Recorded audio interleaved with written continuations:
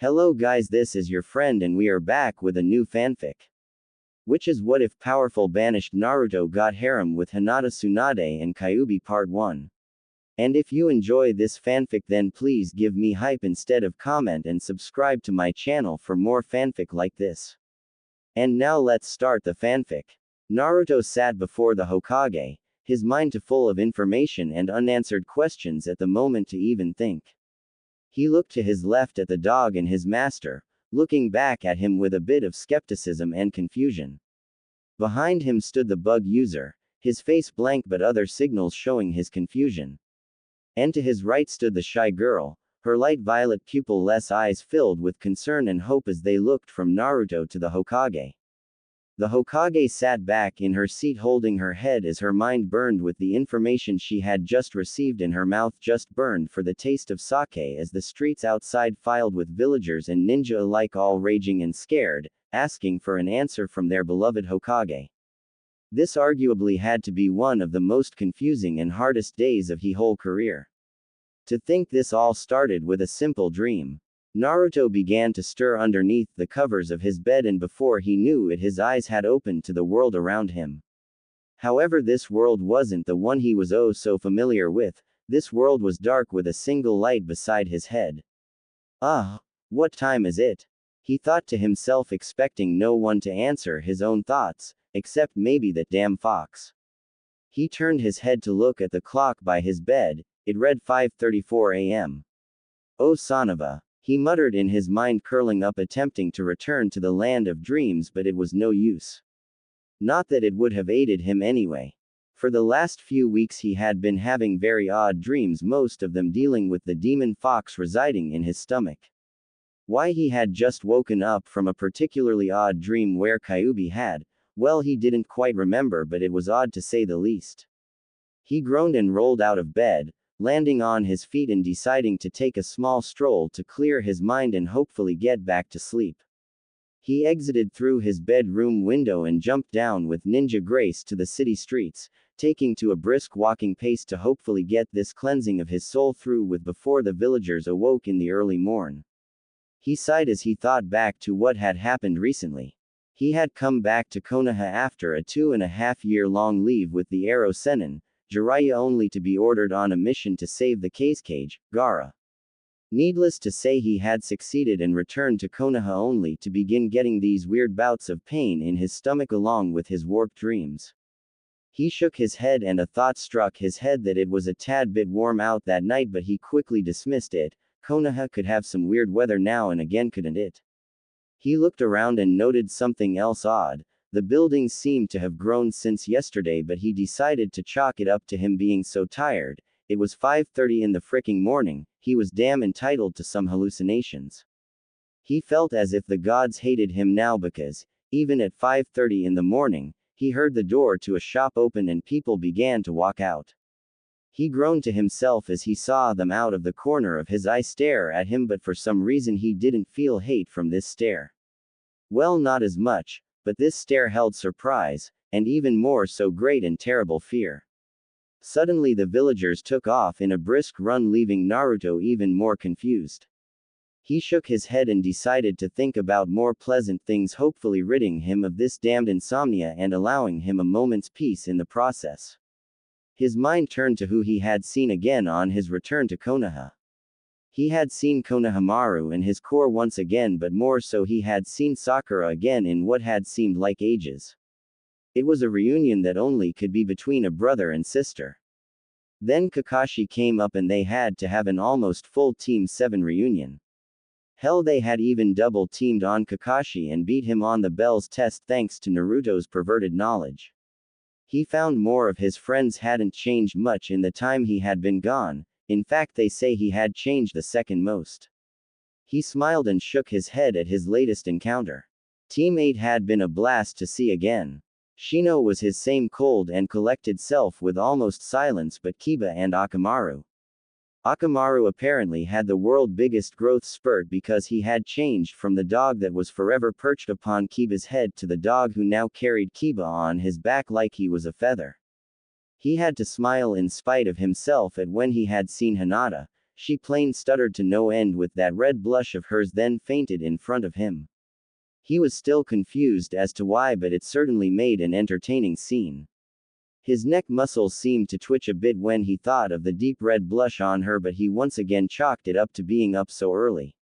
He sighed, comparing his friends to when he first saw them to how they looked and acted now, but that train of thought ended early when he made it to his apartment, completely missing the screams of the early morning villagers while he was lost in thought. Naruto yawned and jumped in through his window again, only to find the time had become 6:30. Wow, a whole hour. I must have lost track of time. Might as well go train, seeing as how I'm not getting back to sleep anytime soon. He thought before he realized he had to use the bathroom first.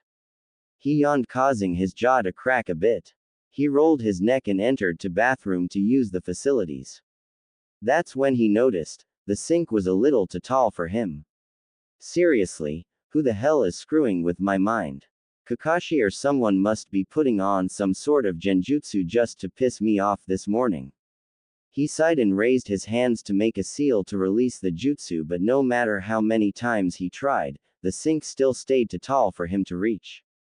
Oh damn it, he thought as he jumped and put his hands on the sink.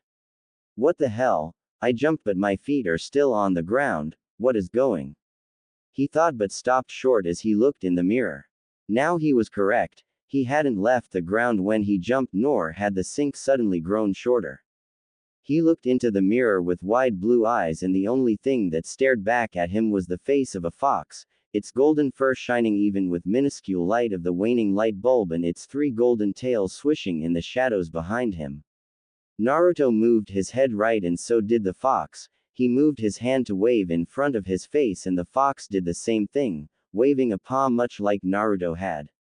Naruto looked at his hands only to see padded fox's paws on the ends of his golden furred wrists. Naruto did the only thing he could think of. He took in a deep breath, and screamed until the world around him spun and he fell into unconsciousness. Naruto opened his eyes in a snap and recognized his surroundings in an instant. You damn fox! Naruto yelled to the darkness of his mind as he stormed along the corridor to Kyuubi's cage. What the hell did you do to me? Naruto ranted as he closed in on the cage, only to show one thing: the gates were open, and it looked like nothing was inside. Naruto on instinct fell back into his fight or flight reflexes. His muscles tensed, his eyes darted all around, his fur stood on end, and his heart began to speed. Kyuubi, get out here and face me like the demon you are. Naruto growled to the darkness, only to get nothing but the silence of the hall as a reply. Kid, came a sudden voice from all around his being. Naruto jumped to attention and spun, looking for any signs of life, but all that existed in this plane was himself and the darkness. Kyuubi. Naruto called, his voice full of confusion. Where the hell are you? Naruto sighed as he heard nothing for a long while, intent on leaving this place until, from the darkness of Kyuubi's cage came a wisp of red chakra and a weak growl. I hate you, you know that, was the weak snarl from inside the opened cage, as from the vast darkness crept a small and almost harmless-looking five-tailed chibi kitsune. Naruto took a moment to stare at the mini beast before erupting into a fit of laughter so intense that it hurt his sides. Kyuubi. Naruto laughed. You're a fricking midget. Kyuubi growled at Naruto, but in his present state he couldn't do a single thing to stop the boy. After Naruto had calmed his laughing, he said with an interrogating look, time to start explaining a few things, starting with this. Naruto gestured to his foxish body with his three tails. Kyuubi sighed and turned his head away with a disgusted look. I hate you and that damned fourth Hokage. You and that bastard. Kyuubi growled in anger before he turned back to Naruto, his blood-red eyes the only thing threatening about him. I won't bullshit you, I tried to break the seal. Naruto's cerulean fox-like eyes shot open and then narrowed as a growl issued forth from his throat. You what? Naruto shouted with such rage that it caused Kyuubi to flinch a bit. Remember your little stomach pains, your odd dreams. I was working on my way out, but you. Kyuubi shouted as all his five tails pointed directly at Naruto, you and that damn seal. The fourth must have known I would try something like this. Kyuubi grumbled as he finished his statement. What are you rambling on about, or have the thousands of years of your life finally caught up with you? Naruto said mockingly. Kyuubi was really close to attacking the kid, just on the razor's edge, but he restrained himself and continued. The seal used what I had planned and backfired on me. You can see the result of my short-sightedness. Kyuubi sighed and hung his head in what looked like shame. What do you mean, backfired? Naruto asked, curiosity and a bit of amusement tinting his tone. I mean that when I chose my moment to release myself, the seal took my work and threw it in my face. When I was locked in here, I was torn into the three essential parts: mind, body, and soul. I still have my own mind and soul because that is impossible to transfer over to a human even with the seal, and even harder to just dispose of. But my body. Kyuubi paused for a second, looking at Naruto in all his golden glory. My body apparently has been transferred to you, along with all of its chakra and powers. I can now safely say, congratulations, you lucky fricking bastard. Naruto was dumbstruck for a moment until he said, even though my brain is a bit fried at what you just told me, 1. How the hell are you still here? 2. Why haven't you tried to escape or take over? And 3. If you're the nine-tailed fox and I have your body, why do I only have 3 and why do you only have 5? Kyuubi sighed and said in an eerily sedated tone, 1. This is my mind and soul projected to you due to the seal, enough said. 2. If I were to escape, I would only be a mind and soul with no body. Hence I would be technically dead, and it would be utterly impossible for me to attempt a takeover of your body without my own power. Finally 3. What makes any being? It is a strict balance between body, soul, and mind. You only have the power of a three-tailed fox, ergo that is what you are given. Why I'm only a 5-tail? Well, let's just say it would break your mind with complexity.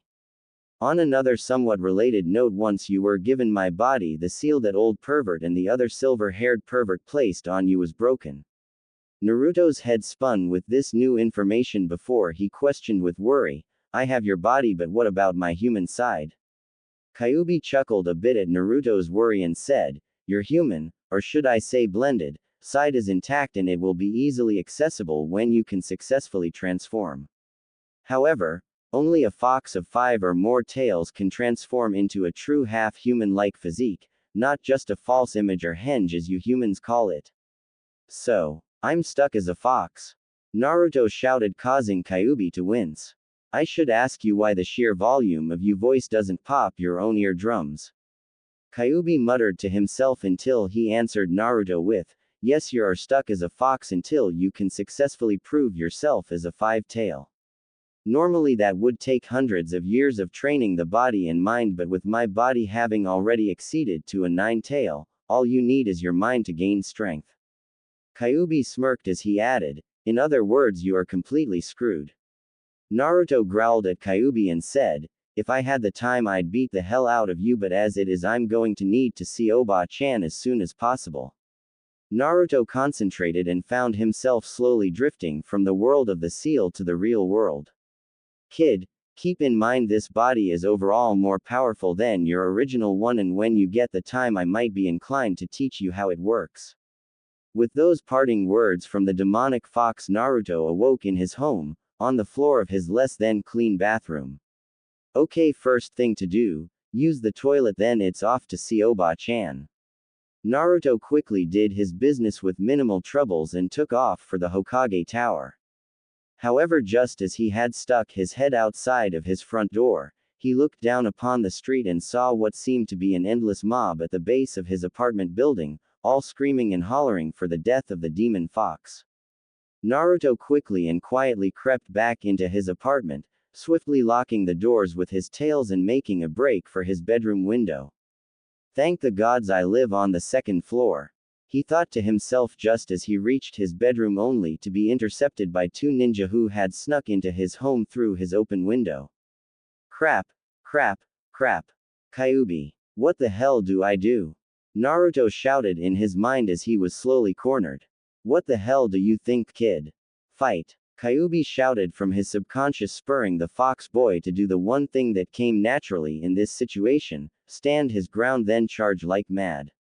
What surprised him the most was, the second he took a step forwards both ninjas backed up, fear glowing in their eyes. He smirked to himself as he charged, causing the ninjas to panic and sent them on their way as they clumsily stumbled out his window. This will be the first and only time I will thank you for your reputation to precede you, you damn fox. Naruto said to Kyuubi in his mind as he dashed out the window and into the world. There he is! Erupted a scream from the mob as they watched the golden fox leap from the second-story window. Get him! Came another unanimous shout as roughly 3/4 of the occupants of Konoha chased after the golden fox. Gotta hide! Gotta hide! Gotta hide! Naruto yelled in his mind as he valiantly kept a good lead in front of the raging mob. Why kid, you could easily decimate them even before you had my body. Kyuubi shouted from the back of his mind, but with his new higher-pitched voice it didn't sound nearly as threatening. I'm not going to hurt them. They may deserve it but I can't. I need to hide. Naruto screamed back just as he saw his possible salvation in the valley of the next hill. 5 o'clock in the morning, 5 o'clock in the fricking morning. Who the hell gives missions at 5 o'clock in the morning? Shouted the enraged ninja as his enormous pet dog walked along beside him. Kiba was the ninja's name and he walked ahead of his group with his arms crossed. Kiba-kun. Came a timid voice from the female of the team, her pale violet eyes fixed to the ground a few paces ahead of her steps. It was a last-minute mission to the Hokage-sama. We had to take it. She stuttered lightly, hoping to get her teammate calmed down. Well, at least as calm as he usually is. Ever hear the expression, let sleeping dogs lie? He groaned as he looked at his other teammate. Shino, what time do you have? He asked as the silent boy replied with a curt, 7 o'clock, great, we wasted 2 hours on that dumb mission, I'm outta here, what the hell is that? Kiba was cut short as, in the blink of an eye, a golden flash ran right past them then out of sight as a massive mob chased after the golden streak. All three blinked confused but Kiba was the only one to say something, what the hell? Come on, let's go see what's up. Kiba hopped on Akamaru and began to lead the way, followed quickly by the insect user Shino, but the female of the group made no indication of moving. Noticing this, Kiba asked, Hinata, what's the matter? We gotta hurry if we want to see what they were after. Hinata merely looked down and blinked a few times before completely registering what she was seeing. Around her ankles was a shaking ball of golden fur, its bright blue eyes watching the mob intently as they left chasing nothing. Kiba then noticed the ball of fuzz with a bit of confusion. Hadn't they just seen this thing run by them a moment ago? Hinata, shake that thing off quick. Kiba said as he dismounted Akamaru and the pair ready to attack. Suddenly the ball of fuzz cried out with short barks and yips, the feeling behind them being pure desperation. Hinata blinked confused and the bug wielder Shino waited, his bugs at the ready just in case the thing dared to attack. Kiba and Akamaru sat wide-eyed as the creature spoke its tail, and when it finished with a few short yips it slowly disengaged itself from Hinata's legs and looked up at her, hope in its azure eyes. Kiba sighed and looked at Akamaru, who looked back to his master, and with a few short barks Kiba nodded. Gather the fox, we have to get to the Hokage. Kiba and Akamaru began walking, followed by Shino. Hinata blinked then looked down to the fox who, in his quick sprint from the murderous mob, had used up a great deal of energy and was having a hard time walking. She smiled slightly and picked the golden fox up, its size and weight not too much of a problem for her ninja training. I'm not sure what's going on, but let's go Kitsune-kun, she said quietly as she followed her teammates in the direction of the Hokage Tower, avoiding any and all mobs along the way. Hey, we're here to see the Hokage. Kiba said to the intern at the desk of ninja relations to the Hokage. Do you have an appointment? Asked the intern, her voice clearly uninterested in whatever was happening with these three ninja and two canines for them to so urgently need to see the Hokage. Well, no, but Kiba began, but the intern cut in saying, sorry, no appointment, no seeing the Hokage. Kiba twitched a few times in anger. Shino silently glared at the intern, and Hinata looked at the kitsune in her arms with worry because she felt the ball of fur begin to shiver. Kiba was about to begin shouting, but suddenly the kitsune in Hinata's arms decided enough was enough and he broke free of Hinata's grasp, making a mad dash for the door. The two Anbu guards assigned to protect the Hokage went on high alert, and when they saw who, or what it was that was on its way to see the Hokage, they went on an even higher level of awareness, preparing for anything. The Anbu began to draw their blades and the golden fox stopped in its path. It growled loudly and started a charge but stopped as the doors to the Hokage office were suddenly thrown open and out stepped the Hokage, her face full of fatigue from many sleepless nights. However, there was a wide smile on her face and she stretched her hands far above her head. Finally, all that damn paperwork done and, Tsunade blinked a few times to register the sight before her until she threw her hands down to her sides and closed her eyes. Shit! Tsunade yelled in frustration as she saw the golden three-tailed fox sitting before her, its ears drawn back as its ocean blue eyes were trained on the Anbu outlines indented in the walls. Tsunade looked from the golden fox at her feet to the three ninja and one giant dog rushing to the aid of the small canine. I really need a drink, Tsunade said as she walked into her office, sitting down in her chair and awaiting any and all explanations as to what the hell was going on. Tsunade sat with her head in her hands as the three ninjas and two canines walked in. It had been days since she had a full night's rest and this was the last thing she needed. I need a damn drink. Badly. Hokage-sama. Came three voices from the group before her and four of the visitors bowed in respect. The only one not bowing was the golden fox that sat with such a sense of self that it vaguely reminded her of someone. Yeah Hokage, this and that, what's with the fox? We found Kitsune-kun are running from AM mob. The normally shy girl answered. Tsunade raised her eyebrow and was about to comment until Kiba spoke up, drowning out all other voices. Naruto asked us to come. Everyone in the room save for Akamaru and Kiba turned and stared blankly at Kiba, a clear indication they though he had gone insane. But Kiba-kun. We haven't seen Naruto-kun all day. Hinata said with confusion thick in her stuttering voice. Kiba sighed and pointed right at the golden fox. Yes, you have, Hinata. He's sitting right there. All of a sudden all the eyes in the room turned to the fox, who looked very sheepish. I didn't believe it at first, but then it asked Akamaru and I to bring it here to plead its case. It said you would understand. Kiba finished as Akamaru barked in agreement. Tsunade looked at the fox stunned, and Naruto. The fox turned to her and nodded a little uneasily. This was the first time he had come close to revealing what he had carried all these years to people his own age. Hinata sat next to Naruto, her face beet red as she thought of the way she carried the fox from where they had found it to the Hokage's office now. Naruto-kun, she thought, what happened to you? Okay, can you just give me a moment, alone with Naruto? Tsunade said and everyone began to move, but suddenly Naruto began to bark and yip and Kiba nodded, staying back along with Akamaru. When Shino and Hinata had left, Akamaru closed the doors and Kiba relayed the message to Tsunade. He said that he can't talk or transform yet, he needs me to speak for him. Kiba announced as Tsunade nodded before turning to Naruto. Naruto, you know that if this is you are going to have to tell them about your tenant. Tsunade said with a deathly serious tone as her eyes closed in sympathy for the young fox boy. Naruto hung his golden head and looked at Kiba and Akamaru from the corner of his eye. He yipped a few things that Kiba translated into, he wants to ask if it can be Akamaru and myself that know what is going on first.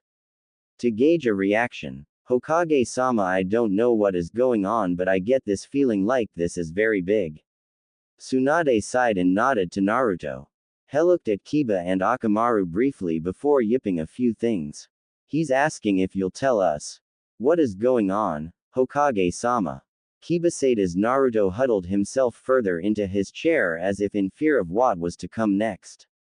Ignoring Kiba's question, Tsunade looked to Naruto and said, No, I can't, Naruto, you have to tell him yourself or not at all. Naruto raised his tears-soaked eyes from his mass of golden fur and looked from Tsunade's compassionate face to Kiba's confused gaze and realized that there was no easy way out of this one. Naruto slowly let out a short series of yips that translated to, Kiba, do you know what happened 15 years ago when the Kyuubi attacked Konoha? Kiba nodded and said, they say the fourth Hokage defeated the demon but sacrificed his life to do it, why? Naruto looked at Akamaru and back to Kiba saying, well, it was only the half-truth. The truth is, the fourth didn't have enough power to kill the demon so he sealed it. Naruto paused his story until he was brought out of his daze by Kiba with the words, and, what did he seal it into? Naruto sighed and turned his head away back into his thick fur coat, his voice muffled as he yipped, me. Gods let this death be quick, damn it, with Kyuubi's body I might be able to live even if he beats me to near death.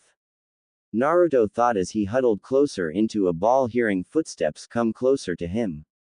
Naruto. He could hear Kiba's voice, oh gods, is he going to taunt and curse him as he kills him? Why the hell are you trying to shove your head up you own? Naruto blinked a few times in his furry ball until he slowly unraveled himself and looked up into Kiba's confused face. Why? You don't hate me? Naruto asked in barks and yips. The only reason I have to hate you is that you beat me in the first Chunin exams with a fart. As far as I care, you and the demon fox are two separate things. You just got stuck with the short end of the stick having it sealed in you. Kiba said as Akamaru voiced his agreement with his barks. Naruto was so relieved he began to cry, causing him to let out loud and almost painful sounding yelps. This caused Hinata and Shino to come rushing back into the room. What happened? Shino questioned his bugs and himself on high alert. Oh, nothing. Naruto just told us oomph. Kiba stopped as something big and fluffy was stuffed into his mouth. He looked at the culprit and found Naruto, his eyes wet and his fox head shaking a definite no. It's nothing, you two just go wait out in the hall until we call you back in. Tsunade said with a slight smile. Shino left easily, but Hinata was a bit more weary at leaving the four alone. She eventually was ushered out of the room and the doors were closed once again. Bleg. Kiba said as he yanked Naruto's tail out of his mouth, Naruto, you ever hear of a bath, it won't kill you. Naruto ignored Kiba's griping and began his tale while Kiba took up translating. He went from his odd dreams, to his midnight walk, to his meeting with Kyuubi, right down to when he ran into Kiba, Hinata, and Shino. By the end of the story, Tsunade, Kiba, even Akamaru were all wide-eyed and a bit confused. So, is Kyuubi dead? Kiba asked in confusion. Technically, but as long as he's inside me he can be considered living. Naruto responded, which Kiba relayed to the Hokage. Can Kyuubi ever escape? Tsunade asked somewhat afraid. Only if I let him, and even then I have to have molded him a body of chakra which I can take back any second. Naruto yipped, sending the message through Kiba. What about you? Will you ever be semi-human again, or is this permanent? New powers, anything cool, come on, throw us a bone here. Kiba said, tapping his foot on the ground impatiently. Naruto twitched a bit and said with a series of long and slow yips, I already said, when I get my fifth tail I will be free to move between my human and blended side anytime I want. As far as powers go, Kyuubi said this is a much stronger body than my last one, but it might take some time to get used to. If he wants to live he kind of has to give me lessons on it, so I'll be back to my normal self in no time. Kiba said this message as carefully as Naruto did, but the second Tsunade heard it she flipped. No, I can't let you take lessons from a demon. What if he tries to kill you? Naruto stood up and yipped even louder than Tsunade's yells, look, he can't take me over. He's only a mind and soul with no power behind him. He can't take over even if he tries, and if he does I can break the seal and poof, he's dead forever. Kiba calmed Tsunade down and explained what Naruto had just said, causing Tsunade to feel a little bit more safe, but it still left her with a heavy heart. Tsunade sighed and said, okay, bring the other two back in here and send Naruto out. Naruto hopped from his chair and exited looking at Akamaru on the way out and bowing slightly, causing the big dog to smile a bit. As Naruto exited, Shino entered, followed by Hinata. Shino just walked into the office, but Hinata paused and looked down at Naruto, who at the same time looked up. Their eyes met and Hinata suddenly felt heat rise into her cheeks and her heart begin to speed. Naruto watched her pale eyes dart anywhere but him and her cheeks burn with a deep red blush, and he suddenly found the floor very interesting. He walked quickly to a chair against the wall of the hall. What was that about? I guess I shouldn't have had that expired ramen last night, he thought as he took a seat and waited, keeping a sharp eye on the Anbu guards. Okay, this is what it boils down to. Tsunade addressed the 3 ninja and 1 ninja dog in her presence. As far as I can tell, that fox is indeed Naruto for one reason or another.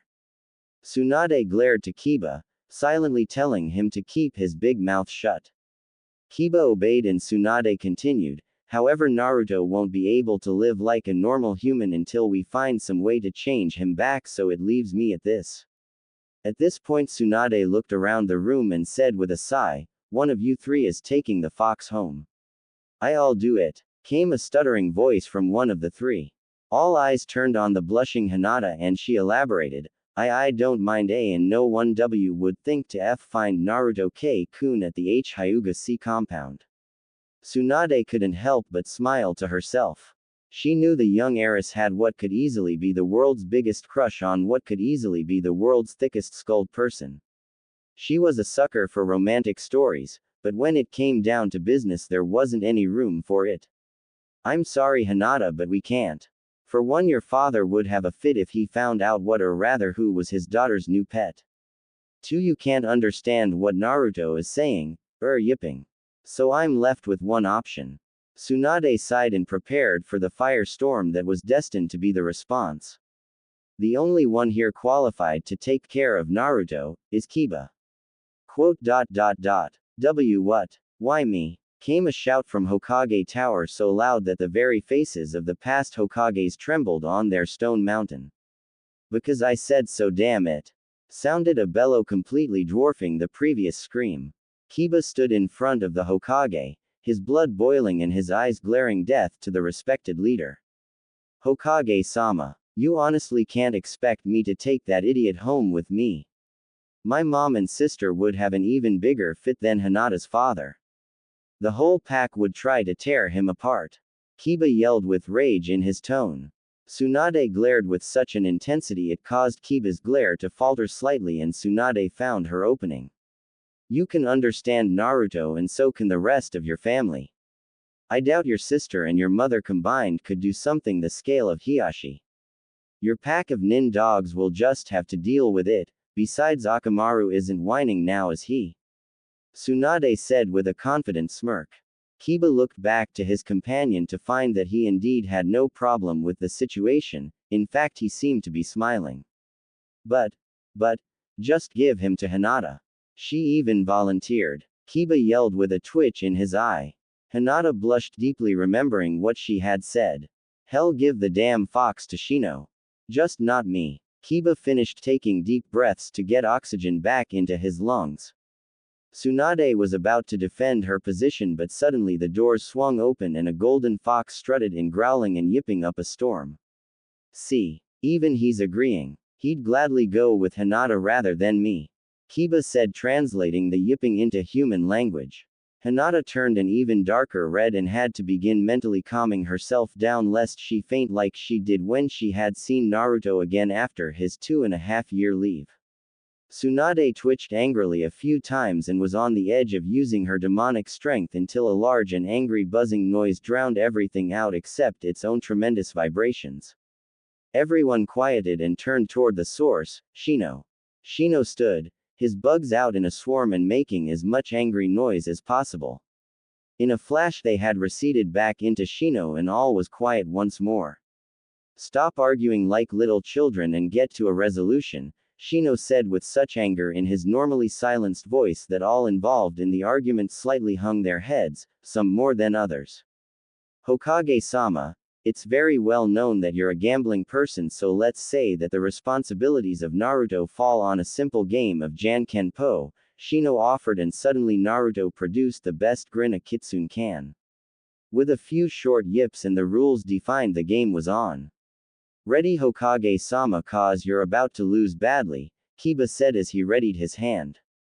I've been at this more than you, boy, let's go, Tsunade said as she readied her hand. Jan. Ken. P.O. was the chorus produced by the two gamblers. One betting to keep one truly annoying house guest away from his home and the other looking for only the best for the annoying house guest. As they returned to their senses, Kiba realized he had confidently thrown down his fist while Tsunade, the legendary sucker, had successfully thrown down her flat palm. I lost. She won. Kiba muttered in disbelief as he stared at his fist. Tsunade smirked with a superior air to her and she sat back down in her chair. So it's decided. Naruto lives with Kiba until he either A. resumes his a human-like form or B. talks in normal human language. Tsunade smirked as she watched three ninja walk out of her office, leaving Naruto and Kiba. I lost. Kiba whispered to himself. Naruto simply growled and followed the group out, yipping some things that would have earned him a good solid punch had Kiba translated them. She won. Kiba said, shaking slightly and staring at his hand. Tsunade rolled her eyes and said, Kiba, get over it. You have a fox in your house now, wrap your mind around that rather than your loss. Kiba turned and began his way out, his mind still stuck on the fact that he had lost. Suddenly the four that had left came rushing back in and hastily slammed the doors closed. Hokage-sama, we have a problem, Shino said as bugs flowed out of him to hold the massive doors closed. Tsunade blinked and stood, walking from her chair to the balcony. She swiftly opened the latch on the glass doors and opened them wide, being greeted by the loud yells of the townsfolk. Kill the fox! Kill the fox! Kill the fox! Was the unanimous earth-shaking chant as the mob swarmed the base of Hokage Tower. Tsunade stared momentarily at the group, then turned back into her office, striding up to her chair and plopping down with her head in her hands. Oh damn it, she muttered as the group before her sat waiting for her commands. By now Kiba has snapped out of his stupor and heard the chants and calls for Naruto's demise. You aren't actually going to give in to them, are you? Kiba asked, resembling a Naruto-level question. Tsunade glanced at Kiba with a raised eyebrow before turning her attention to the whole group. Okay, this is what is going to have to happen. Kill the fox. Kill the fox. The fox is dead, chanted the furious mob as they began to claw their way into Hokage Tower. That was until the Hokage herself stepped out on the balcony. Look, it's the Hokage! Rang a shout from the crowd, and in an instant the people stopped their charging of the Hokage Tower in favor of pleading their case to the Hokage. We can't let him live, was one excuse. He'll trick us and kill us all. You have to kill him, Hokage-sama, was one that nearly made Tsunade snap. With a brief head gesture, the Anbu rose from their observational posts and took to crowd control, ordering everyone to be silent so the Hokage could say her piece. Once silence reigned supreme, Tsunade began with mixed emotions. As you well know, when I took office I swore on my life that I would protect Konoha with my life if necessary, and that I would take the life of anything that threatened the people here. At this came a rousing cheer until it was silenced by the Anbu. Once it was quiet, Tsunade continued. Earlier this morning 3 ninjas, a ninja dog, and a golden fox entered my office pleading protection for the kitsune. This caused many of the crowd to boo in disgust, but they were silenced, and Tsunade continued. I allowed the fox to tell me its story, and I find. Tsunade paused, watching as the crowd hung on the edge of their seats in anticipation, most likely for the announcement of the death of the golden kitsune. I find the fox has done nothing that warrants its death, and it is hereby granted protection by the office of Hokage, Tsunade said, ignoring the boos and hisses of the crowd along with the occasional, how could you do this? I hereby decree that if anyone is found hitting, threatening, or in any way harassing or harming said fox, they will be dealt with by Anbu members. This is my word and it stands as final. Tsunade then turned and headed into her office as the screaming and yelling behind her grew to a fevered pitch with their disappointment of the Hokage. Tsunade sat in her chair reaching under her table and letting her fingertips graze over the bottle of emergency sake she kept at all times with the thought that the second the group left it would be drained without so much as a blink. Everyone was tense as they sat in the Hokage's office, all of them on guard just in case the mob attempted to break the Anbu line holding them away from Hokage Tower. Sure, they would stop a few of them, but if everyone attacked in force, they couldn't be accountable for what might happen. Luckily, the mob was slowly dispersed with the help of the Anbu and a few choice Junin. When all was said and done, the group of 5 sat outside of Hokage Tower, all waiting to take their different paths home after such a horrific morning. As they said their parting words, the sun had just barely began its journey across the sky. Kiba sighed and said, "I'm going home and crashing for the night, day." Hokage-sama said, "We had a few days off just for this morning, right?" "Yes, I must get home and tend to my insect collection. Good day," Shino said before walking off into the city. I have tea to go too. Father, is G going to be furious?" Hinata said quietly as she shuffled her feet a bit. "Yeah, I'm just going to love explaining to mom and sis why we have a golden fox for a new pack member, especially since it's Naruto. I swear I'm going to be killed," Kiba said as he turned with a wave and began walking with Akamaru by his side. Later, Hinata. That just left Naruto looking up at Hinata with his ocean blue emotional eyes. Hinata looked down at Naruto and as she did a faint blush grew on her cheeks, but she was able to hold it at bay long enough to bow and say, "I'll see you later, Naruto-kun." She then looked at Naruto with her pearl-like eyes and a light smile on her lips. Naruto looked into the girl's pale eyes and her cutely blushing face and suddenly felt as if the fur on his face caught fire. He quickly shook it off and resolved to get a good night's sleep. He smiled the best a fox can and looked at Hinata with a look clearly expressing his gratitude. He swiftly turned and followed Kiba and Akamaru to his new home.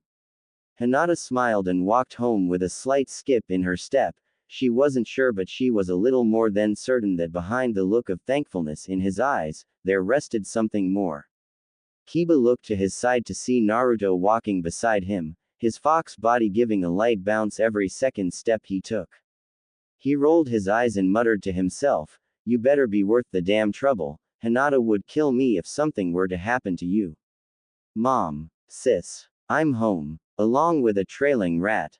Kiba muttered the last part as he entered his home, followed by Akamaru and Naruto with a slight scowl on his fox lips. "Kiba, you missed breakfast, where were?" At this point Kiba's mom had entered the scene and upon seeing the golden fox with her son and his dog she was greatly confused. "What is that?" Kiba brushed his hand through his hair and said, This is Naruto, mom." Kiba's mom stood in shock for a few minutes until her dog companion Kuromaru walked in with a yawn. Upon seeing the golden fox and his partner's reaction to it he said, "What's with the gawking, Sum? It's just a fox, we in the pack see them all day." This fox is Naruto," Sum said, the hair on the back of her neck standing on end. Kuromaru suddenly went on guard with adrenaline pumping in his veins and growled menacingly at Naruto.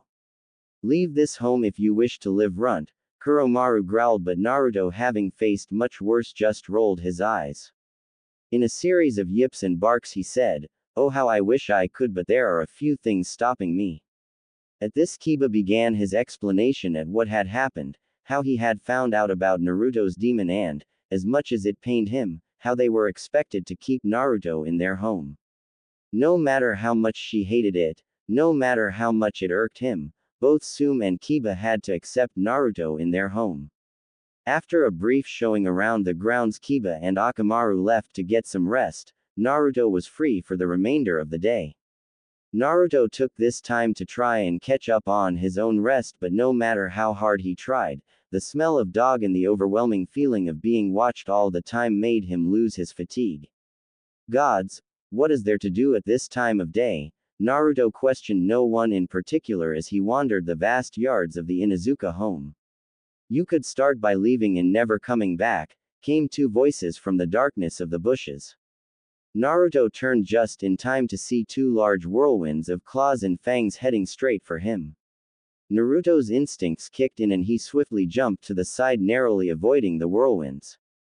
The whirlwinds proceeded to die down and stop entirely, revealing two ferocious-looking dogs, both of them having a deep, almost bluish-colored fur.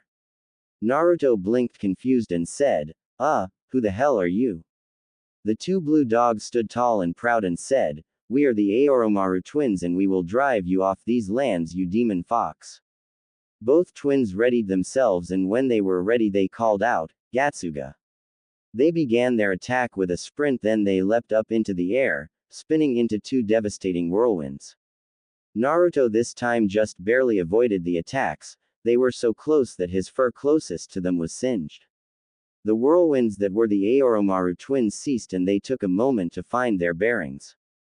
They reassembled the landscape after their vicious spin and quickly came to realize, the fox had gone. "Where is he?" asked one twin as he looked around and took in the air, hoping to catch onto the fox's scent. "This way," said the other, catching Naruto's scent and rushing towards the felling fox.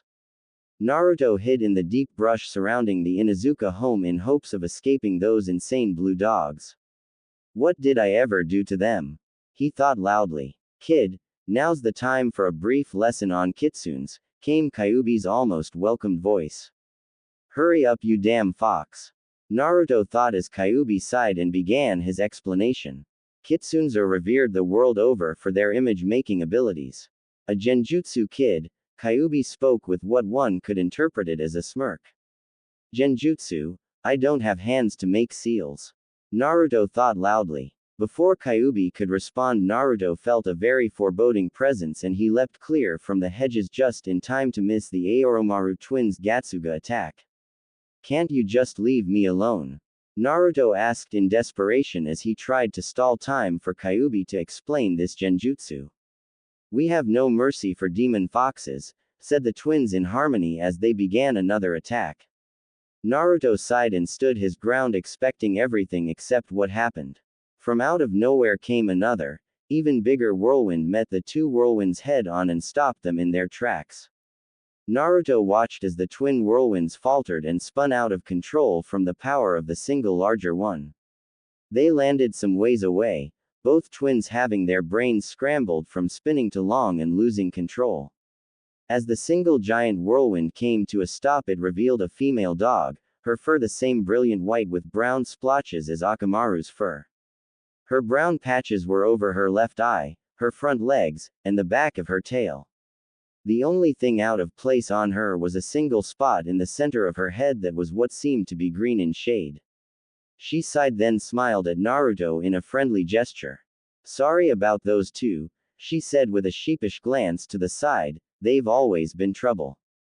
Naruto sighed and plopped down on his stomach while saying, "Thank you, you don't know what you have just done for me." The female dog laughed in a way that only a dog could and approached Naruto. "What saved your life?" Naruto nodded. "Yeah, thanks a lot.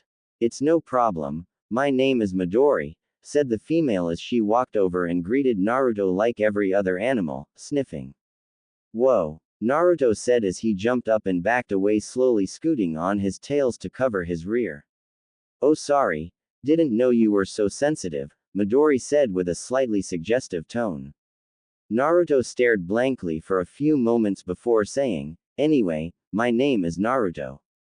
Thank you for saving me."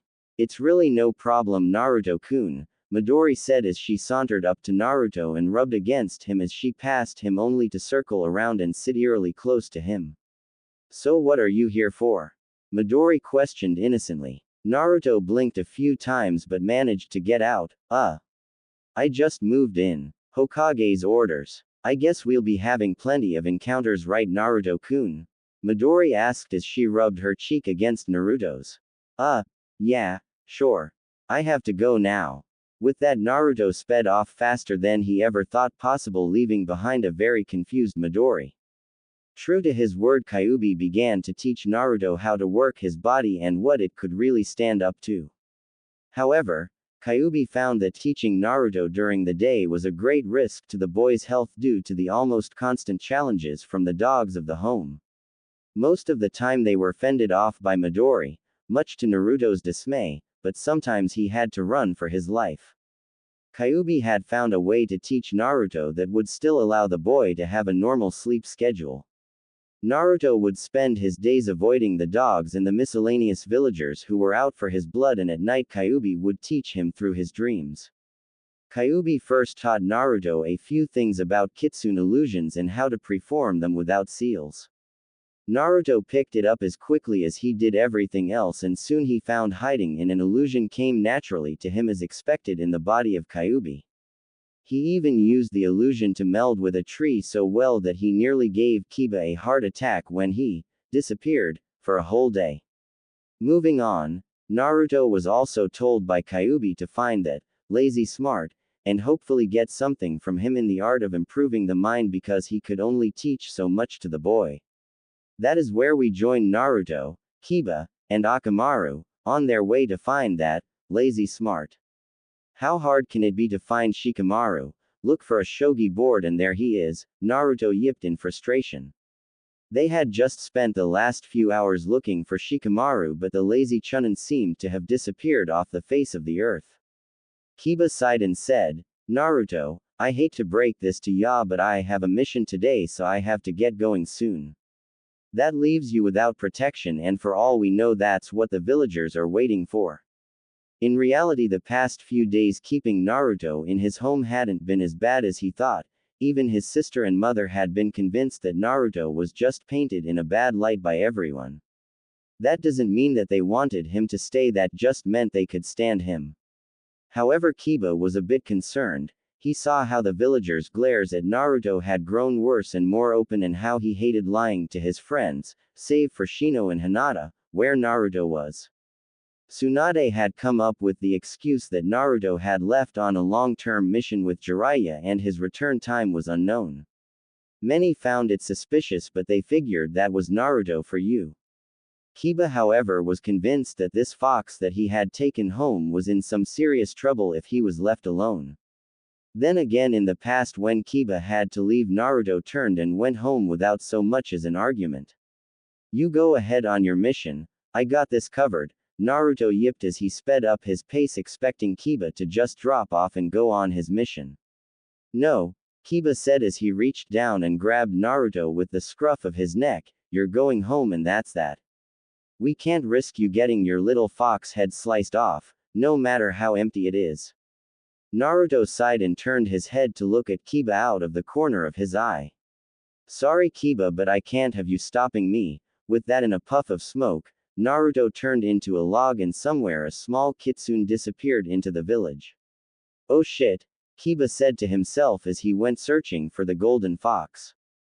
Naruto raced through the town square, eliciting plenty of screams of terror and death threats, but at that point he didn't care. He needed to find Shikamaru ASAP. He paused for a brief moment to check his search route when he heard something very familiar. Excuse me. Hinata. Naruto thought as he headed right for the sound of the stuttering shy girl.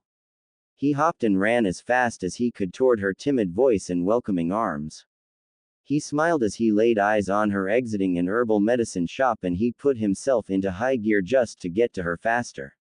However, unlucky for him, a hand reached down from the sky and plucked him from the ground by his tails and neck.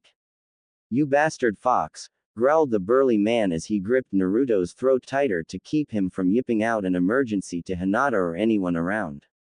You not only come back to kill us all, but you want to start with the Hyuga heiress. I'll put your head on a mount, growled the man as he began to squeeze harder. Naruto's breaths came in short gasps and they quickly ceased altogether when the man began to crush his windpipe. His vision was getting blurry and he was beginning to feel lightheaded. This was surely the end. Suddenly the man went limp, dropping Naruto and falling backwards in a heap. Naruto landed on the body of the man to cushion his own fall. Shaking the cobwebs from his brain and taking in deep gasps of air, he looked to his savior only to see the man's single visible black eye engrossed in a book with a big red "No" sign on the back. Naruto, you should learn to be more careful. came the Mon's smooth voice as his eye crinkled up, the only indication he was smiling under that mask of his. Naruto grinned up at the one and only Hatake Kakashi. Now I know you can't talk, so I'll say what I have to and be on my way. Got a road of life to get lost on, Kakashi said as he began with what happened after Naruto had disappeared. Apparently Sakura had taken it a bit hard, but like with everything in life she could deal with it. Jiraiya had been confused that his seal was broken but figured if the kid had the fox demon by the balls the situation was under control. Kakashi had been worried himself for Naruto's welfare but dealt with it like he always had, read his Ika Ika paradise while giggling to himself. Okay, now that you're caught up, the Hyuga girl just got down the street. That was who you were after, right? Kakashi said with a slightly sly tone, only causing Naruto to look away with a slight blush under his fur and grimace on his lips. Well, go improve that mind or whatever. Later, Naruto. With those final words, Kakashi had disappeared in a puff of smoke, leaving Naruto to chase after Hinata. After some searching and leaping past screaming people, Naruto successfully made it to Hinata, who responded to his presence by blushing and stuttering out a good morning. Naruto responded in his now usual way, looking at her with a foxish smile, thinking why when she smiled at him it made him feel weird, then filing it away with eating something expired. Gee, good morning N Naruto-kun. What or why you doing in the village tea today? Hinata asked politely as Naruto thought. How to tell her I'm looking for Shikamaru? Naruto thought until he came up with an idea. He used one of his three tails and quickly drew the word, troublesome, in the loose dirt of the ground. Hinata was confused for a few moments until it rung a few bells in her head. Oh, Shikamaru? She asked, and Naruto nodded with a relieved smile. I'll help Naruto-kun, Hinata said, amazingly getting through one sentence without a stutter. Hinata walked alongside Naruto as they searched the town for Shikamaru, but it didn't help that Hinata had her mind on other things. She kept thinking that she would rather have Naruto. He must hate it in that house, with all the dogs trying to bite his head off. She thought, he'd be treated at least a little better at the Hyuga compound. I even have the perfect collar for him. After some thought on Naruto's half, he led her from the crowded streets of Konoha to the foothills that resided near the training areas of the village. Now where is he? Naruto thought, if he's anywhere he has to be around here. As if on cue, Naruto spotted a dark spot on the horizon walking toward them. This shadowed person walked in the same lazy and bored way that let Naruto pick him out of a crowd of 3 million. Shikamaru. Naruto thought as he headed for the lazy ninja, leaving Hinata to catch up. Shikamaru looked up to see a golden fox and the Hyuga heiress heading his way, and his only thought was, how troublesome. Naruto pranced up to Shikamaru and began yipping his head off, forgetting that no one could understand him. Shikamaru stared at the fox with a completely unreadable look on his face. Naruto, will you please shut up? Shikamaru said, which caused both Naruto and Hinata to freeze. Yeah, I know it's you for two reasons. One, this 200 plus IQ isn't for show, and two, Shikamaru paused as he looked up to the clouds with a bored expression, the Hokage wants me to help you, so here are some scrolls you'll want to get. After getting over the initial shock of having Shikamaru already know, Hinata took down notes of what Shikamaru said. Remember, Naruto, you have to be in tune with your body, mind, and soul to achieve anything. At least that's what the theory is. Now go away. Before your troublesome interruption, I was having a very nice day, Shikamaru said, shooing the two away so he could look at his clouds. After getting the necessary items, Hinata walked Naruto to Kiba's house just in time to get Naruto's head thoroughly chewed off by both Kiba and Tsume. After being screamed at to no end, Naruto bid farewell to Hinata and took his scrolls to his and Kiba's room to study.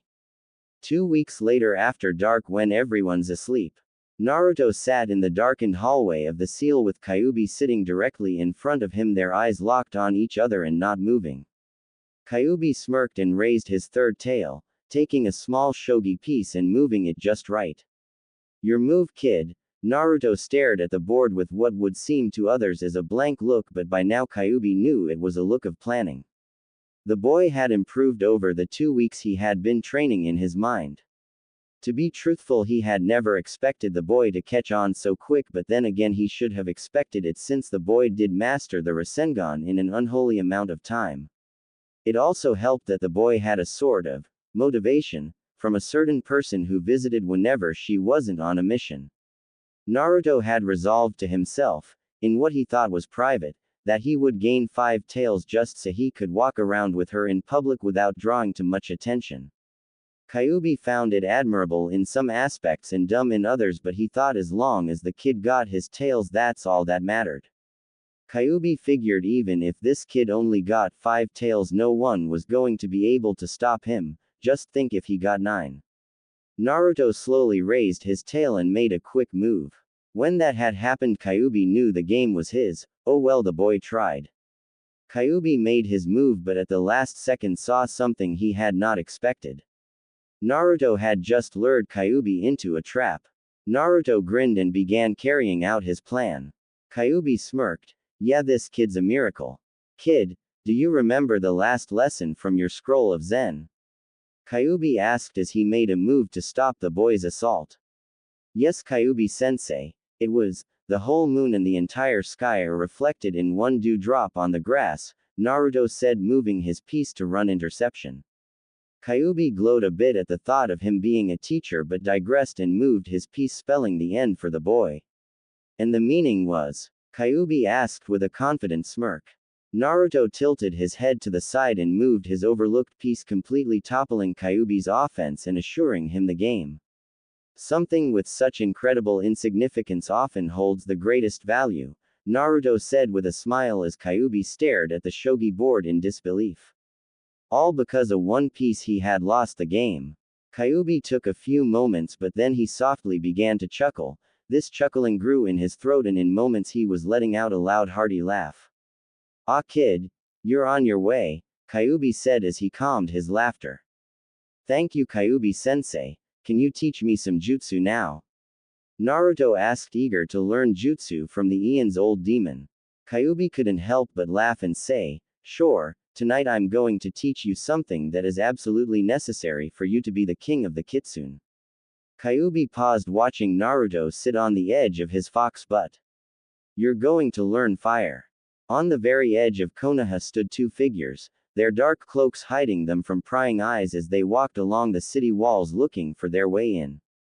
They both wore wide-brimmed hats and large black cloaks with red clouds embroidered on them. The taller one of them had strapped to their back a large, mostly flat creation that was held in place by bandages that completely covered the item. The shorter of the two kept his hands deep in his pockets, but if one were to see his hands they would be fidgeting, and they were right to do so. They had heard some odd information coming from this place, they just had to check it out.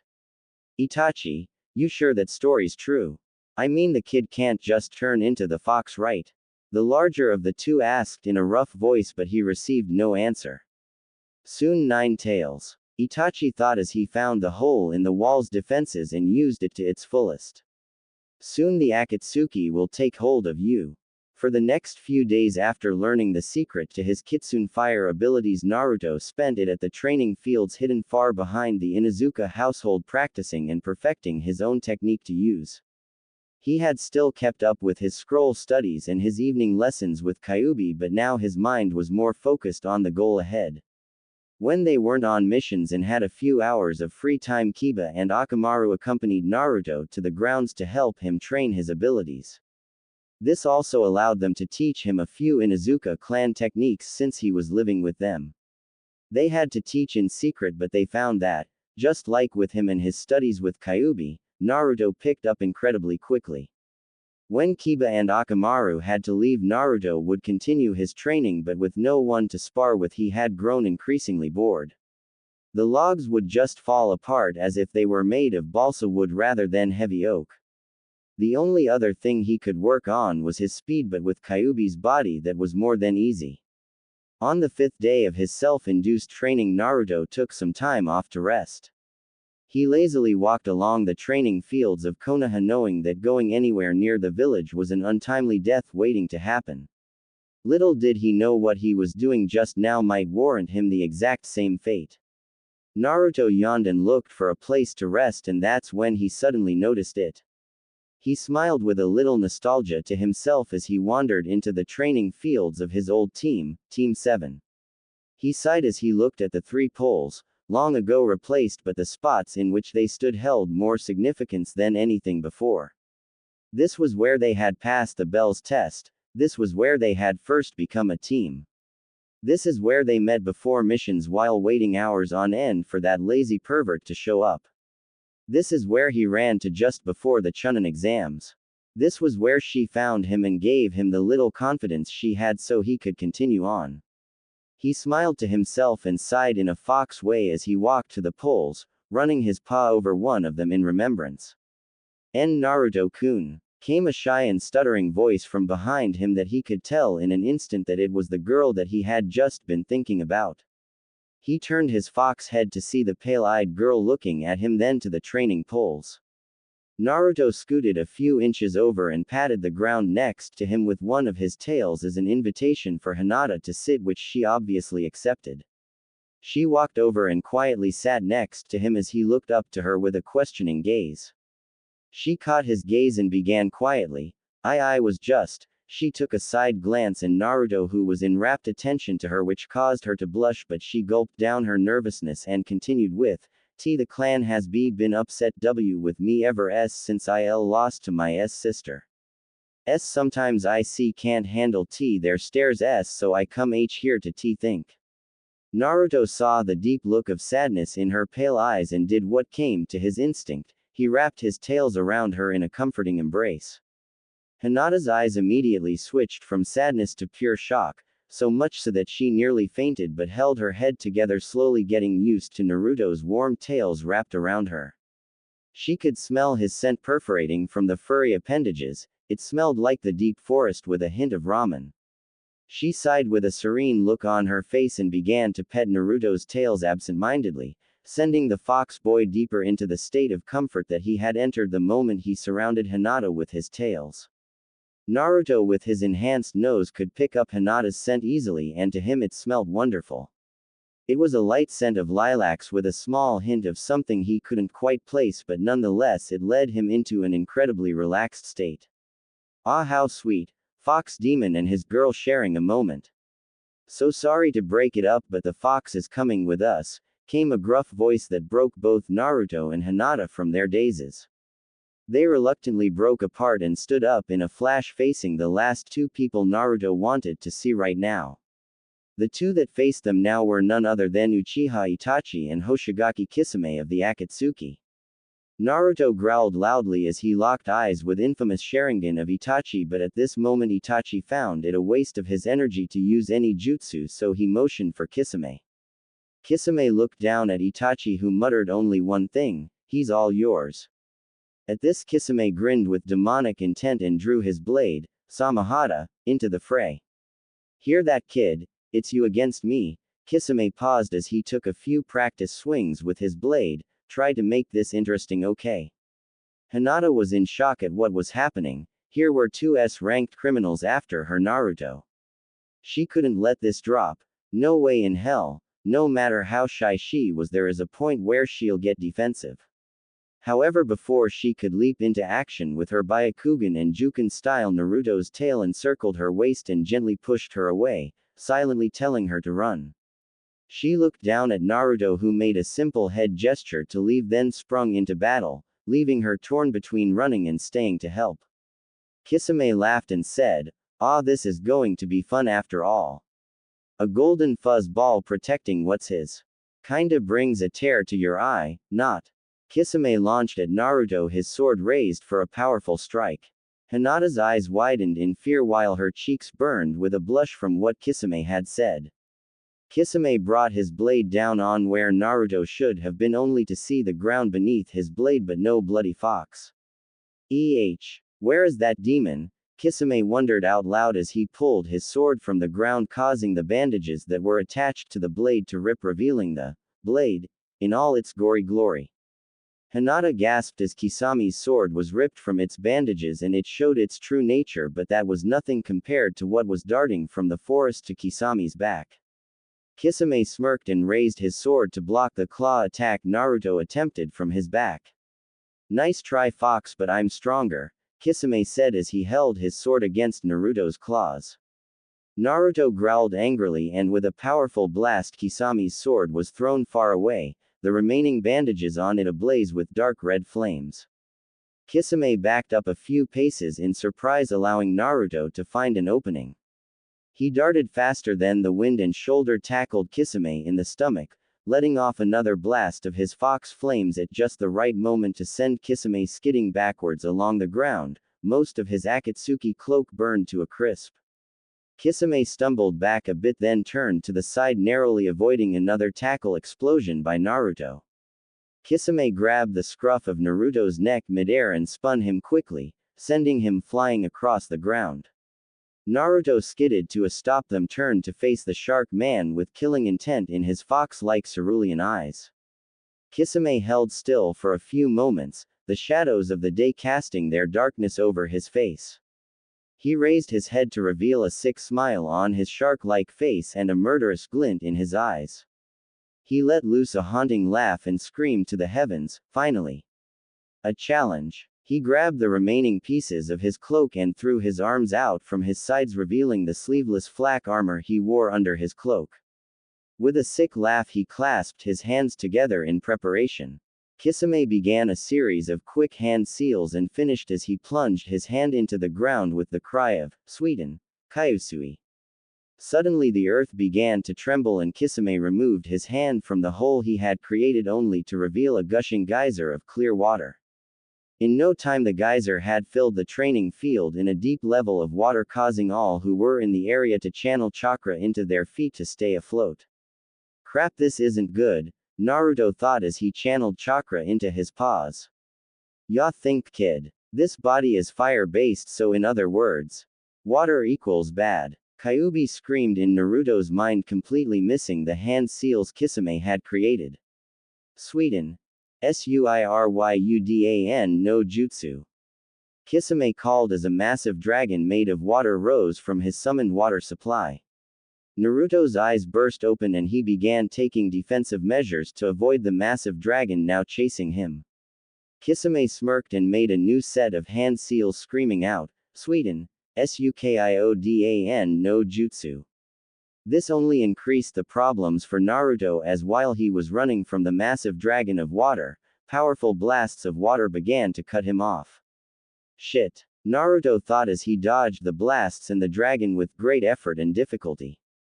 Itachi noted Naruto's speed and concluded, the water blasts and dragon weren't going to be able to catch Naruto, so he devised a plan nothing short of a cliché evil genius. "Kisame," Itachi said with an evil glint in his eyes. "What is it, Itachi? I'm busy." Kisame said, keeping track of Naruto and timing his water blasts appropriately. "Water prison," Itachi said as he disappeared in a puff of smoke. Kisame grinned, forming the necessary hand seals and gathering the water. Hinata hid behind the training logs the best she could so it was possible for her to see the fight and hide at the same time. In a flash her ninja reflexes kicked in and she went for a Juken back-handed tenketsu shot. However, her hand was caught by the wrist mid-air with a mocking scoff. "To think you're the heiress of the great Hyuga clan," said a mocking voice as she turned her head to face Itachi's blood-red gaze. "Kisame!" shouted a voice as through the air a small body was thrown into the battle zone. Kisame grinned his shark-like grin and raised his water prison to accept the hostage. The girl flowed into the water prison easily, then the prison closed up, leaving the girl a captive of Kisame's powers. "Hey Fox!" shouted Kisame with a mocking laugh, "look what I caught on the fly." Kisame held up his water prison. Captured inside was Hinata, holding her breath to keep from drowning. Naruto looked at Kisame then back to avoiding the water blasts, but he did a double take which threw off his agility, allowing for several powerful water blasts and the water dragon to hit him head-on, sending him flying into the woods. "Hey, kid loses his head over one girl. I'm going to enjoy this," Kisame said with a smirk as one of his water clones took over holding the girl in the prison, allowing him to retrieve Samahata.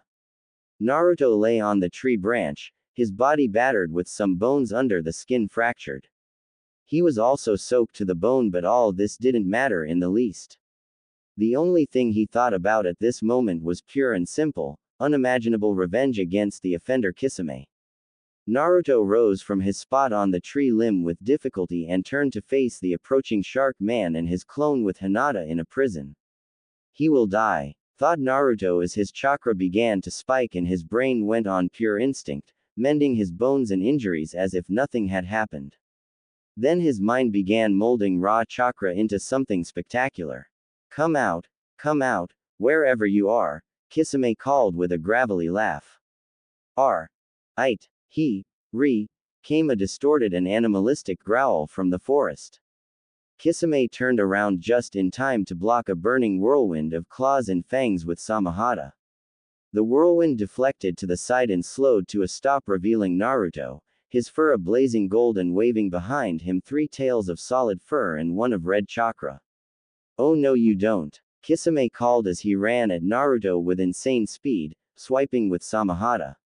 Naruto simply stood there and took the hit, only to blow up in a puff of smoke. Kage Bunshin, Kisame cried as he turned in surprise to one incredibly large and viciously spinning tornado that was heading right for his chest. He rose Samahata to block the offensive strike and succeeded seconds before the whirlwind struck him dead in his chest. Kisame smirked as he watched the whirlwind's chakra begin to be drained by Samahata, but something was amiss. As Kisame held the whirlwind at bay, he felt as if Samahata was still being repeatedly attacked. What the hell is going on?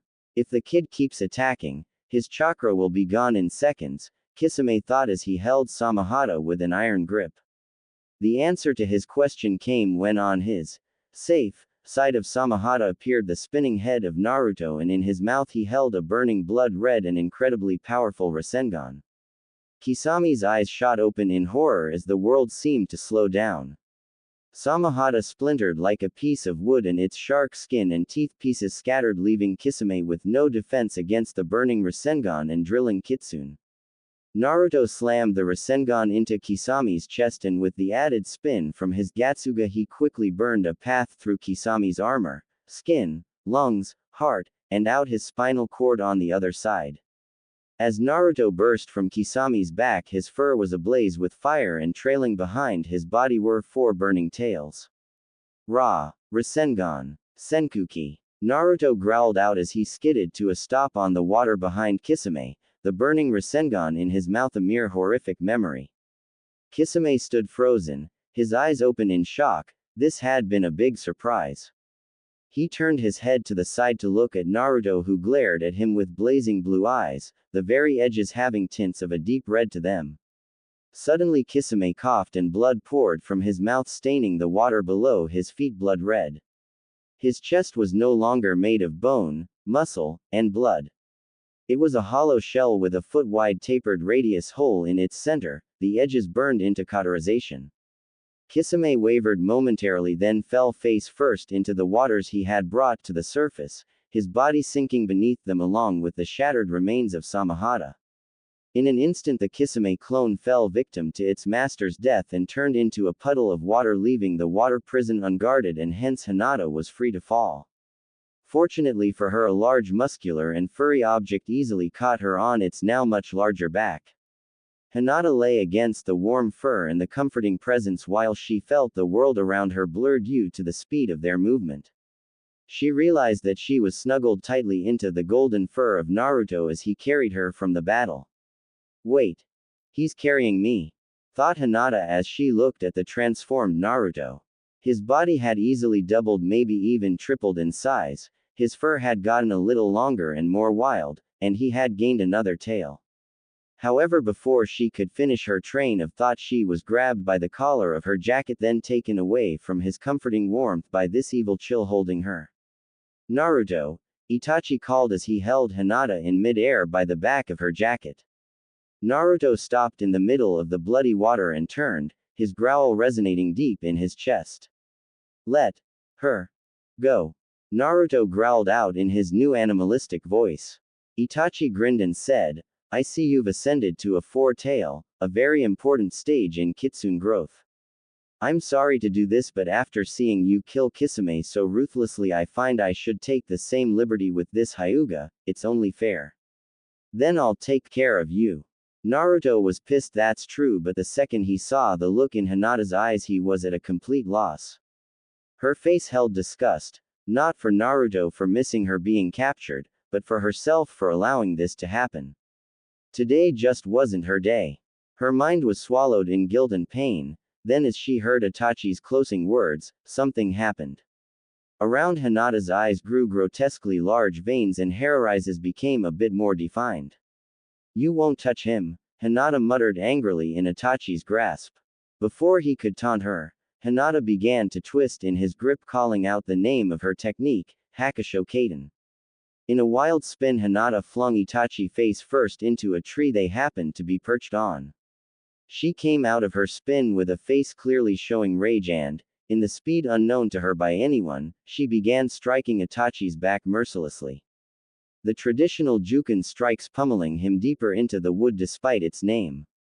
By the end of her attack, she jumped down from the tree to rest next to Naruto, catching her breath and recovering from the chakra expenditure from her own attacks.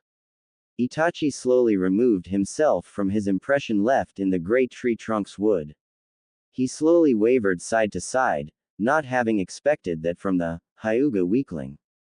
Itachi shook the attack off the best he could, but he found it increasingly hard to stand. Damn it, he muttered to himself before he fell to a knee on the branch. Give up, Naruto growled with a smirk on his wild fox face as Hinata joined him in his triumphant grin. Not by a long shot, you just caught me off guard. I'll be back and that won't happen again. With those dark parting words, Itachi disappeared in a puff of smoke and the training grounds returned to silence. The training grounds suddenly began to shrink and both Naruto and Hinata looked down in confusion. They watched with relief as the water that had been bloodied by Kisame's death slowly began to recede back into the earth. When all the water had soaked back into the ground, the pair was left with a cord criminal, his broken sword, and each other. Hinata sighed happily as she fell down into Naruto's warm fur, and just before she fell into slumber she heard Naruto's rough but comforting growling voice say, Hinata, that was awesome. She felt a warm presence surround her and she fell into a peaceful slumber. Naruto sighed with a soft smile on his foxish face and decided he was stuck with clean-up duties. Taking great care not to wake Hinata, he gathered up the body of Hoshigaki Kisame for the Anbu and Oba-chan. He also discovered the shattered Samahata and took it in his mouth. As he walked through the town of Konoha, many gasped, some just stared, others cursed him, but Naruto ignored them all except those who dared to stray close to try and get the sleeping girl off his back. With a growling and animalistic, "Go away," they would flee like cowards. Naruto, after a long procession through the streets of Konoha, reached the Hokage's office. Completely ignoring the intern, he waltzed into the Hokage's office, dragging the body of Kisame behind him and carrying the sword Samahata in his mouth. Tsunade stared in disbelief as this giant fox creature simply barged in on one of her meetings with the body of Hoshigaki Kisame wrapped in his tails and the great sword Samahata shattered in its teeth.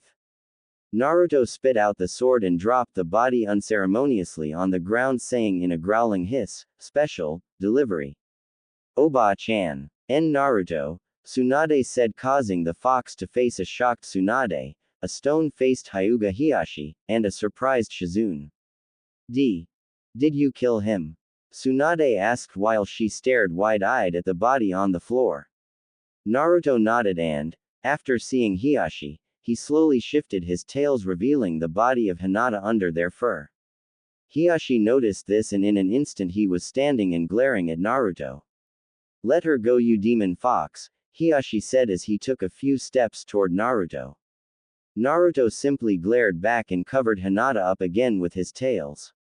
"Not weak," spoke Naruto as he began backing away from Hiashi. "Give me my daughter back, you damn demon," Hiashi said, slowly losing his almost unbreakable cool. Itachi. Naruto growled out with a snarl in Hiyashi's direction. She, 1. Hiyashi freeze. Tsunade commanded with authority in her voice. Hiyashi refused the orders of the Hokage and lunged at Naruto with his open palm. Naruto barely dodged the strike but dodged it nonetheless. She, 1. Itachi. She, 1. Naruto growled out louder, his message just not getting through. Hiyashi was just about to make another attack but his muscles suddenly went lax and he fell to his knees. Good shot Shizune, Tsunade said as Shizune lowered her needle launcher filled with paralysis needles. Now Naruto, slowly, what are you trying to say? Tsunade asked as Hiyashi scowled in anger. Hinata. Not weak, she beat Itachi. Naruto growled out with such volumes it rattled the Hokage's windows. Nonetheless the message had now been passed and everyone in the room except Hinata and Naruto were stunned. You must be joking, Hiyashi said in almost disbelief. Naruto shook his head and said with great difficulty, she. Kaden. Then. Juken. He ran. What about you Naruto? Tsunade asked with concern, how did you kill Kisame? Naruto grinned a bit and said, Nu, Jutsu. R. Rasengan. S. Senkuki. Naruto turned swiftly heading for the door to the Hokage's office but stopping just before he passed Samahata. He bent down and plucked the biggest tooth from the shattered pieces and held it in his mouth as he walked out. Naruto, where are you going? Tsunade questioned as he reached the doors of the Hokage's office. Let go of my daughter. Hiyashi roared, the paralysis being slowly ebbed away by his struggles. Take Hinata home. Naruto grumbled as he disappeared in a golden blur. Tsunade smiled to herself, maybe those romance stories really do have a place in the field. He had better not try anything, Hiyashi growled as he slowly and clumsily got to his feet. I highly doubt he would. No matter what you think of him Hiyashi, he really is a good boy. Just a little stupid at times, Tsunade said with a smile on her lips. As long as he comes nowhere near my daughter or my home again I couldn't care less, Hiyashi said, brushing off his clothes and getting ready to chase down a certain fox for his daughter back. Oh, I think there might be a problem there Hiyashi, Tsunade said with a smirk, seeing as he's staying at your mansion from now on. Naruto happily bounded rooftop to rooftop, his body seeming almost weightless even with the addition of Hinata on his back. This is great, Naruto thought in excitement, I feel more powerful than ever. That's 'cause you're kid, came the response from Kyuubi deep in his subconscious. You've probably noticed the changes already, new tail and bigger body, but the kicker to this body is that it also determines what you'll be in the future. This is your training body for your life, so to speak, kid, Kyuubi said confidently. What do you mean, training body? Naruto asked in complete confusion. Kyuubi sighed and said, this body is the body on the cusp of your halfway mark. What you do, learn, and accomplish in this body determines what kind of kitsune you turn out to be. In this body I chose the path of destruction, learning about death and destroying opponents left and right. Ah, good times, that's what made me into the Nine Tails kid. Well, a red nine tail to be exact. Red nine tail? Naruto asked and Kyuubi responded with, yes, see there are different colors for every kitsune kid. I was a red nine tails, meaning a being of pure destruction. The white coats are the beings of healing and peace. The silvers are masters of creation and elements. There are a few more but I wasn't too keen on learning about them so I left those subjects alone. As far as I know only red coats can become full nine tails, seeing as every silver, white, or any other coat died before they became more than 7 tails. In reality Kyuubi knew completely about the other kinds of kitsunes and what they were capable of. There was another path he knew of besides his own that assured at least 7 tails. However, that path was something even he found dark and devastating, the path of a void kitsune. He had a good idea at what path Naruto was heading down, and that path was one that many feared to tread. It held the greatest challenges but also the greatest potential. Kyuubi sighed to himself mentally as he cut communications with Naruto. He's on his way down a really long and painful path. Naruto easily bounded over a crowd of screaming villagers without giving it so much as a flick of his ear. However, when the girl on his back gave the slightest shuffle, he paused briefly to check and make sure she was as comfortable as can be. When he saw her curled up in his tails and fur, he couldn't help but smile, then turn his head away quickly, feeling the fire on his face fur begin again. Ah, what the hell? I haven't eaten anything expired in weeks, what is wrong with me? Naruto questioned himself only to hear snickering in the back of his mind. What the hell are you snickering at, you demon fox? Questioned Naruto to his resident, only getting a curt, nothing, in response. Quote. What did you just say? Hiashi growled out as he slowly turned to face the Hokage, her face holding a smirk rather than the fearful gaze he was used to. I said, Naruto will be staying with you from this point on until he can resume human form, Tsunade said, leaning back in her chair. I only placed Naruto in the Inuzuka household for the simple reason that they can understand his barks and yips. However, now that he has proved that he can talk, the offer your daughter extended the first time they had brought Naruto to me has been graciously accepted, Tsunade finished with a challenging grin directed toward Hiashi. You can't be serious. I will not take that demon into my home, Hiashi said, his glare enough to make a demon wet its pants. I am, you will, end of story, Tsunade said, clearly not fazed by Hiyashi's glare. How do you expect me to house that thing? Hiashi exploded at Tsunade. Tsunade calmly rose from her chair, her fist clenched tightly with her arm shaking. You and the rest of this damn village, I swear, Tsunade muttered before she calmed her hand and walked around the desk to face Hiashi. That boy is not a thing, he is closest this village has to another fourth Hokage. Tsunade said right in Hiyashi's face, I never knew one with the Byakugan could be so blind. He may have the body of a demon, but if you just took the seconds to notice who he truly is and what he really does for people, you would notice that he is a hero. He actually gave your daughter the confidence to fend off Uchiha Itachi. Tsunade took a deep breath to calm herself. You and the rest of this village may think him a monster, but you know what the fourth wanted him viewed as. He wanted him to be the hero, to be respected for bearing such a painful burden, but do you people ever get it? No, and that is something I find truly sickening. Tsunade concluded her rant with a quick turn, leaving a gaping Hiashi staring at the back of her head. Hiashi remained silent for a long time until he silently bowed and left the Hokage's office with the words, Goodbye Hokage-sama. The second Hiashi left, Tsunade plopped down in her chair and reached under her desk only to find her emergency sake missing. Oh shit, Tsunade said as she put her head in her hands, Shizune, get me a bottle of sake stat. Naruto neared the end of his journey, it wasn't that much farther. There it is. Whoa, did they renovate or something? The place looks bigger, Naruto thought as he approached the front gates of the Hyuga mansion. Naruto slowly edged his way through the front gates, careful to not let the squealing nose wake the sleeping Hinata. He was lucky, for at this very moment the Hyuga branch house was changing guard shifts and he was able to slip under their defenses easily. From that point on, it was simply a test of how well his genjutsu held up under the gaze of the Byakugan. He passed through the halls, sniffing from room to room searching for Hinata's scent until he finally found it. The room was covered in her scent heavily and it almost caught him in its relaxing clutches, but he held steadfast with his will and resisted the temptations.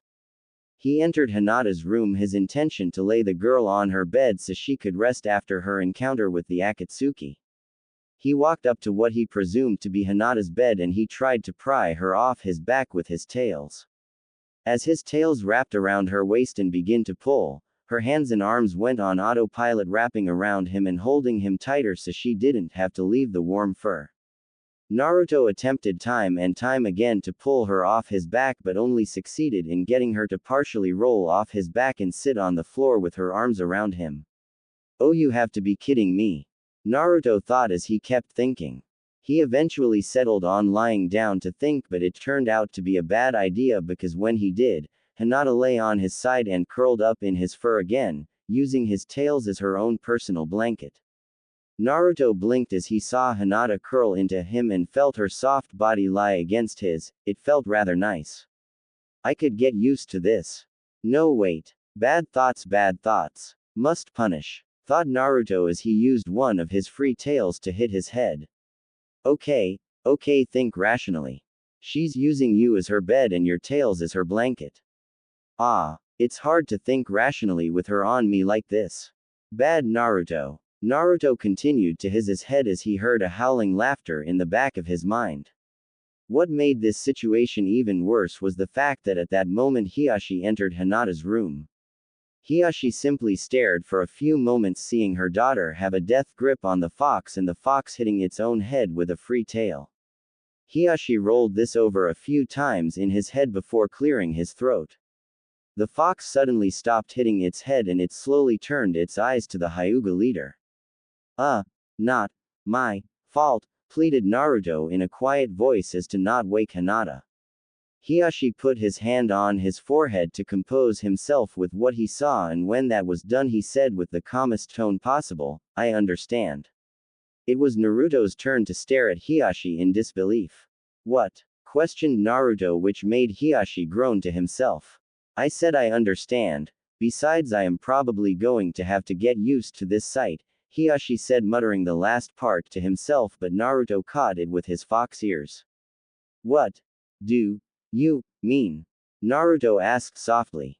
Hiashi sighed and with a bit of a reluctant to admit voice said, Welcome to your new temporary home. Naruto's fox face split in his typical joyous grin and bowed the best he could with only the use of his head. Thank you, Hiashi-sama. Naruto could have sworn he felt the girl lying on him give him a squeeze but shook it off as his imagination. I agreed under the terms you would do absolutely nothing to my daughter, understood, Hiashi said with a deathly serious voice and glare. Naruto looked into Hiyashi's eyes with an equally serious glare and said, I, nor anything else, will hurt her. I swear. Hiashi stared into the red-edged cerulean eyes and sighed with relief. Naruto had that odd squeezing feeling around his side and the odd warmth on his face, but he shook it off like he normally did. I have the understanding that you know how to use the toilet, correct? Hiashi asked with a raised eyebrow. Naruto nodded and Hiashi continued with, Good, you eat ramen, correct? Naruto nodded with vigor and Hiashi came close to a smirk. Excellent. Our food budget won't take a sufficient hit then. Once Hinata awakens she can show you around the grounds, then you are to go to the Inuzuka household to gather your things. With that Hiashi left shaking his head and rubbing his temples, I'm going to go insane. Hinata had been resting quite easily all up until the part where Naruto had attempted to pry her off with his tails. Halfway through the struggle she was slowly jarred awake, but in her daze of only being half awake she clutched the warmth to her even tighter when it shifted to lie right next to her. She was about to resume her slumber when she heard a soft rhythmic thumping sound that caused her to stay awake. She slowly opened her eyes and looked at her surroundings to find herself in her room, lying on Naruto-kun, while he hit his head with his tail. She finally woke up fully and thought, it's because of me, isn't it?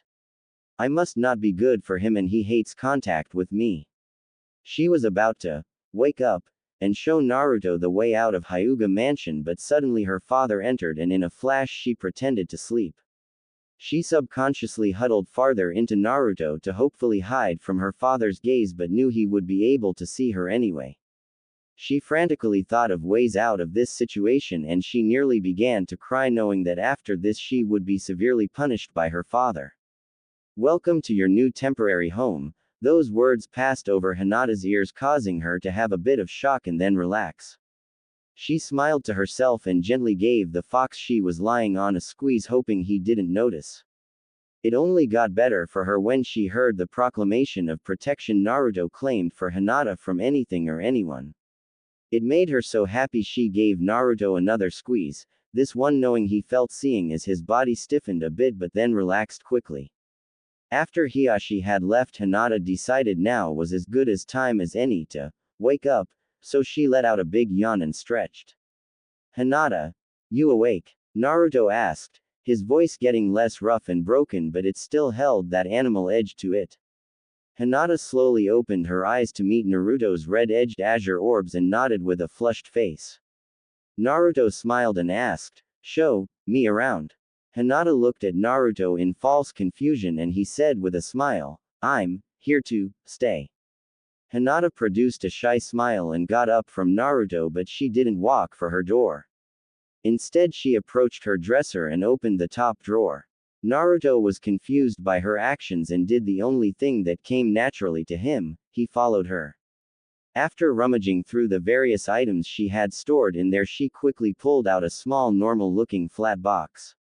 She turned with a smile on her blushing face and gave the box to Naruto, stuttering out, "Here n Naruto-kun." Naruto raised a fox eyebrow and accepted the package with one of his 4 tails. Holding it in place with one tail, he wrapped another tail over the cover and swiftly pulled it off. Lying in the box was a large and somewhat thick leather strap connected on the ends by a thick metal plate. Inscribed on the plate was the symbol for Konohagakure. Naruto looked at the strap in confusion for a few seconds until Hinata took the strap out of the box, wrapped it around Naruto's neck, then clasped the 2 metal pieces together. Naruto blinked a few times and looked around the room for a mirror. Once he found a suitable full-length mirror, he walked up to it and found that Hinata had just put a collar on his neck. He stared for a few moments until he turned his head to look at Hinata. "You've been planning on this, haven't you?" he asked with a few confused blinks. Hinata bowed with a deep blush on her face and said, "I'm sorry Naruto-kun, why you don't have to wear it if you don't want to. I just thought it would look nice. Why you need a versus village s symbol, right?" Naruto smiled and nodded his head, "Yeah. I do, thank you, Hinata-chan."